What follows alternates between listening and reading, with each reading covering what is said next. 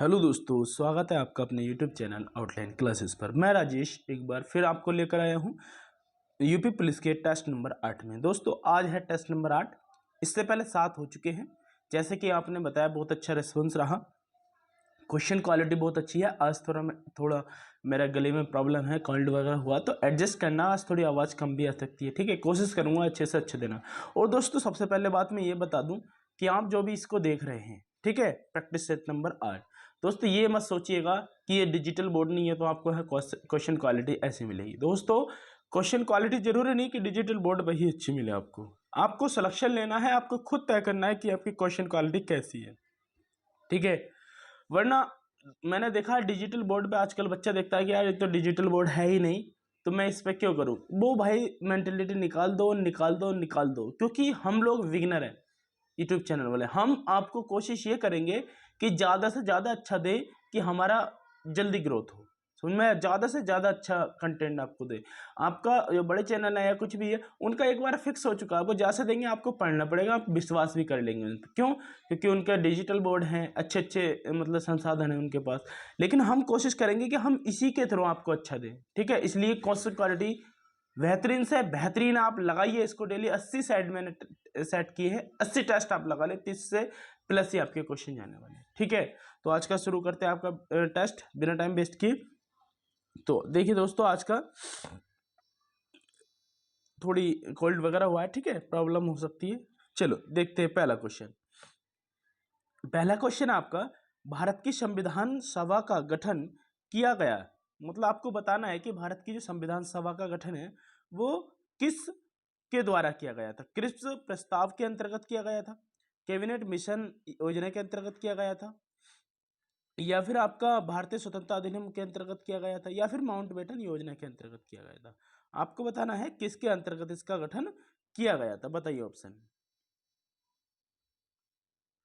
तो इसका सही आंसर है दोस्तों बी ऑप्शन, कैबिनेट मिशन योजना के तहत संविधान सभा का गठन किया गया था। आपको मैं बता दूं कि भारत की जो संविधान सभा का गठन कैबिनेट मिशन के द्वारा किया गया था, जिसकी जो गठन हुआ था 24 मार्च 1946 को कैबिनेट मिशन दिल्ली पहुंचा। ठीक है, आपसे पूछा जा सकता है कि इसमें जो निर्वाचित, जो संविधान सभा में निर्वाचित सदस्य थे, उसकी निर्वाचन जो था कितने लाख व्यक्तियों पर था। तो याद रखना, निर्वाचन 10 लाख की जनसंख्या पर निर्वाचन था। ठीक है, नेक्स्ट क्वेश्चन देखते हैं। शिल्पा कादिरम शिल्पा कादिरम शिल्पा कादिरम के लेखक कौन है? इलंगो विदिगिल, पर्णधर पर्णर, कारगिल, करिकाल, विष्णु स्वामिन, बताइए। तो 52 का सही आंसर होगा ए, इलिंग इलिंगोब दिगिल, इलिंगोब दिलिग। याद रखना, नाम थोड़ा अच्छा है। ठीक है, अगला क्वेश्चन, कामरूप में वैष्णव धर्म को लोकप्रिय बनाया। कामरूप में वैष्णव धर्म को लोकप्रिय बनाया, किसने बनाया था? चैतन्य ने, निम्बार्क ने, रामानंद ने, शंकर देव ने, बताइए। तो दोस्तों सही आंसर है इसका 53 कड़ी, शंकर देव ने।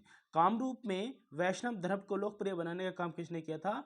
वो किया था शंकर देव ने। नेक्स्ट क्वेश्चन देखते हैं। दिल्ली की कुब्बतुल इस्लाम मस्जिद के प्रांगण में प्रसिद्ध लाहौर स्तंभ की किसकी स्मृति में बनाया गया था? आपको बताना है कुब्बत उल इस्लाम की जो आंगन है, उसमें जो स्मृति बनाई गई वो किसकी, सॉरी स्तंभ बनाया गया, वो किसकी स्मृति में, किसकी याद में बनाया गया है, बताइए। दोस्तों 54 का आंसर है वी। ठीक है, चंद्रगुप्त द्वितीय ने बनवाया था। मेहरौली का जो लौह स्तंभ है कुब्बत उल इस्लाम मस्जिद के प्रांगण में स्थित है। इस लौह स्तंभ पर राजा चंद्र की उपलब्धियों का वर्णन है। ठीक है, आगे देखेंगे। नेक्स्ट क्वेश्चन है आपका, मोहम्मद बिन तुगलक अपनी राजधानी दिल्ली से कहां लेकर आया, ये कहां ले गया, बताइए।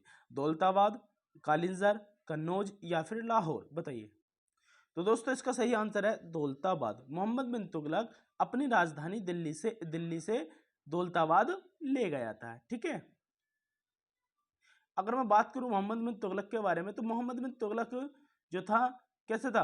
पागल इसको कहते थे, रक्त पिपासु कहते थे, और इसको कुरु कृत्य वाला कहते थे, फरिस।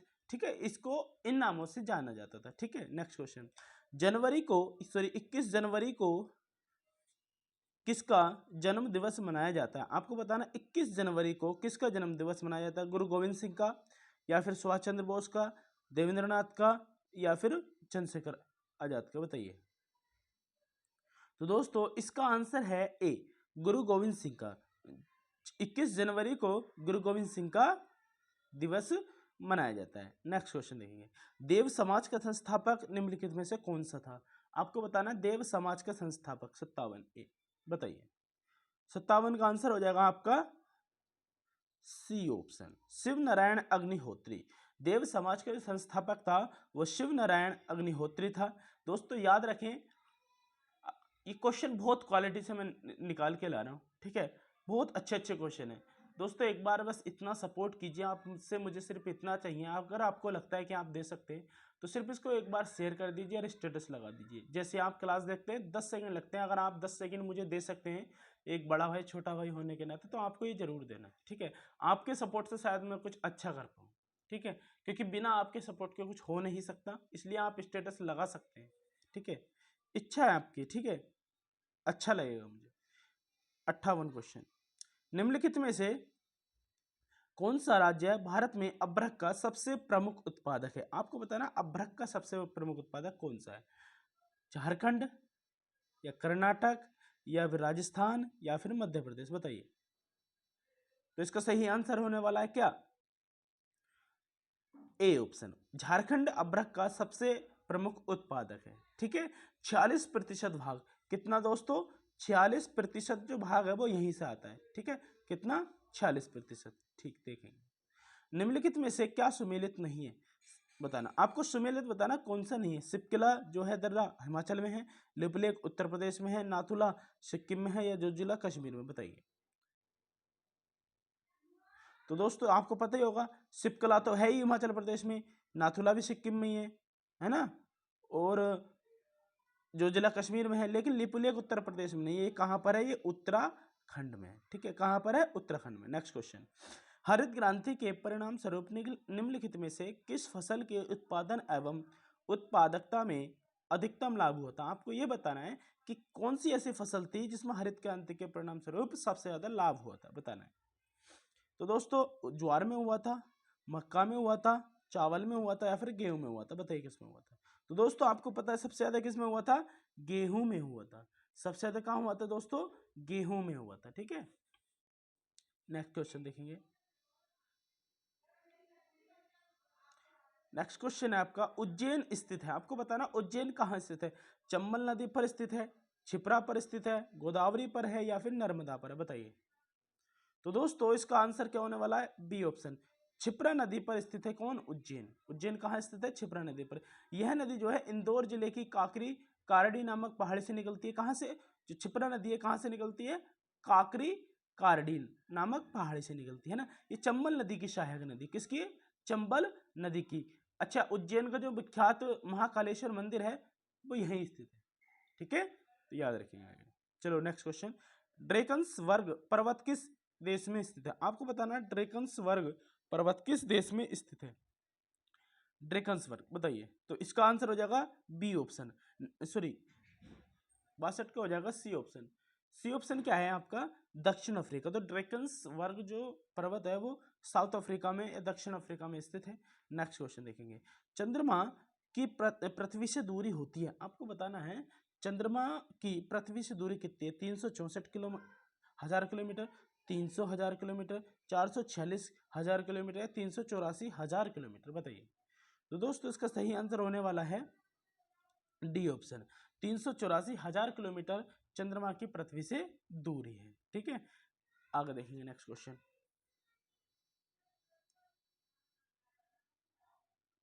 नेक्स्ट क्वेश्चन है पृथ्वी की जुड़वा बहन कहे जाने वाले ग्रह का नाम बताना। बहुत महत्वपूर्ण क्वेश्चन है कि पृथ्वी की जो जुड़वा बहन है वो किसको कहा जाता है? बताइए। तो दोस्तों इसका आपको पता ही होगा, सबसे सटीक आंसर क्या होगा? शुक्र। शुक्र को पृथ्वी की जुड़वा बहन कहा जाता है। यह पृथ्वी के सबसे निकट स्थित है, ठीक है। इसके पश्चात जो है मंगल आएगा, फिर बुध आएगा, फिर बृहस्पति आएगा, का स्थान आता है, ठीक है। शुक्र का जो आकार है लगभग बराबर है किसके? पृथ्वी के, ठीक है। आगे देखेंगे, निम्नलिखित में से कौन सा युग्म सुमेलित नहीं है? आपको बताना है कि कौन सा युग्म सुमेलित नहीं है। बॉन राइन का, या फिर कायरा नील नदी का, न्यूयॉर्क हडसन का, या वियना का? बताइए किसका है। तो आपको बताना है, आंसर हो जाएगा डी ऑप्शन इसका, डी वियना वोल्गा। ये सुमेलित नहीं है, बाकी ठीक है। आगे देखते हैं। नेक्स्ट क्वेश्चन आपका, विश्व में सबसे बड़े व घने वन कहाँ पाए जाते हैं? आपको ये बताना है, भारत में, तंजानिया में, ब्राजील में, या फिर कनाडा में? तो दोस्तों इसका सही आंसर होगा ब्राजील। ब्राजील में सबसे बड़े और घने वन पाए जाते हैं। Next question.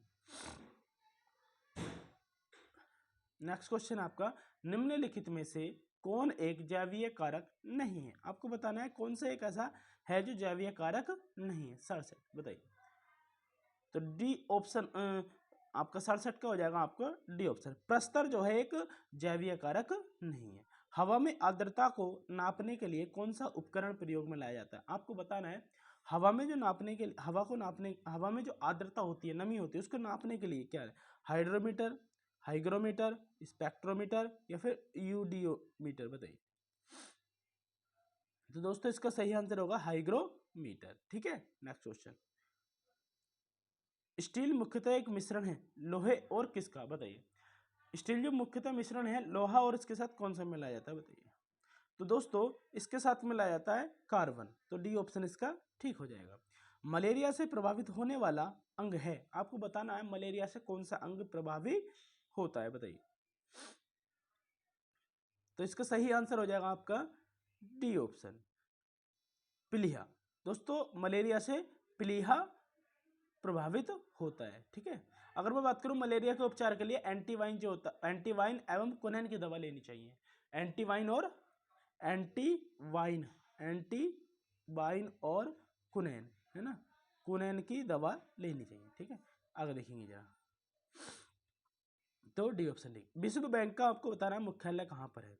तो मनीला में है, या फिर वॉशिंगटन में है, या न्यूयॉर्क में है, या फिर जिनेवा? बताइए। तो बी इसका आंसर हो जाएगा, बताइए, बी ऑप्शन, वाशिंगटन में विश्व बैंक का मुख्यालय है। ठीक। नेक्स्ट क्वेश्चन देखते हैं। नेक्स्ट क्वेश्चन है आपका, निम्नलिखित में से असमानता घटाने का कौन सा उपाय नहीं है? असमानता को घटाने का कौन सा उपाय नहीं बताना? न्यूनतम आवश्यकता कार्यक्रम, अर्थव्यवस्था का उदारीकरण,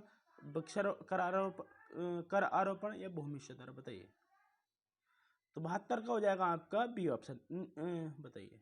72 का बी ऑप्शन, अर्थव्यवस्था का उदारीकरण एक असमानता घटाने का कारक नहीं है, यह उपाय नहीं है। राष्ट्रीय डेयरी शोध संस्थान कहाँ स्थित है? बताइए। आपको बताना है डी ऑप्शन, करनाल में। राष्ट्रीय डेयरी शोध संस्थान कहाँ है? करनाल में। ठीक है। 74 देखते हैं। भारत में प्रचंड बेरोजगारी पाई जाती है? आपको बताना है भारत में जो प्रचंड बेरोजगारी होती है वो कहाँ पाई जाती है? कृषि क्षेत्र में, औद्योगिक क्षेत्र में, सेवा क्षेत्र में, या फिर व्यापार क्षेत्र में? बताइए। तो दोस्तों इसके सही आंसर है कृषि क्षेत्र में। तो भारत में जो प्रचंड बेरोजगारी पाई जाती है वो कृषि क्षेत्र में पाई जाती है। ठीक है। अब नेक्स्ट क्वेश्चन देखेंगे। नेक्स्ट क्वेश्चन है आपका, राष्ट्रीय कृषि विपणन संस्थान कहाँ स्थित है? बताइए। नई दिल्ली, जयपुर, हिसार, भोपाल? बताइए। तो 75 का हो जाएगा आपका बी ऑप्शन, जो जयपुर में है राष्ट्रीय कृषि विपणन संस्थान। ठीक है दोस्तों आज का ये है आपका प्रैक्टिस सेट नंबर है आपका 8। आपको बताने कि इसमें से कितने तो आपके सही हुए, है ना, और कितने आपके गलत हुए। ठीक है। दोनों बताने कि कितने हुए, कमेंट में जरूर बताएं। दोस्तों आपसे रिक्वेस्ट कर रहे हैं कि इस पर आप एक बार अपने व्हाट्सअप या टेलीग्राम जो भी ग्रुप है आपका शेयर कर दीजिए। बहुत महत्वपूर्ण क्वेश्चन है ये। ठीक है। बहुत आपको हेल्प मिलेगी। जिसने चैनल सब्सक्राइब नहीं किया सब्सक्राइब कर लीजिए। आपको डेली इस पर प्रैक्टिस सेट मिल जाएगा जब तक यूपी पुलिस और यूपीएसआई की वैकेंसी का एग्जाम होगा। ठीक है दोस्तों। तो मिलते हैं अगली क्लास में। आज के लिए इतना ही। जय हिंद, जय भारत।